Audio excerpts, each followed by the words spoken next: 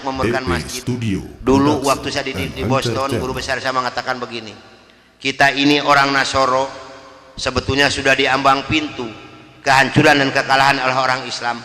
Kalau orang Islam ini tahu persis kepada senjata yang mereka punya, karena Islam mempunyai senjata yang dahsyat.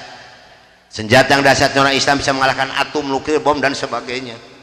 Senjata apapun yang dibuat oleh tangan manusia yang ada di muka bumi ini akan kalah dengan senjatanya orang Islam.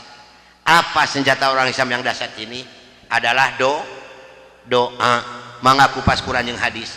Islam teboga bedil, Islam teboga bom, Islam teboga nuklir, Islam teboga pesawat tempur, tapi Islam punya doa. Nah, doanya orang Islam yang dijabah oleh Tuhannya, yang pertama, di mana orang Islam melaksanakan sholat 5 waktu berjamaah di dalam masjid, terutama sholat pada subuh dan isya berjamaah.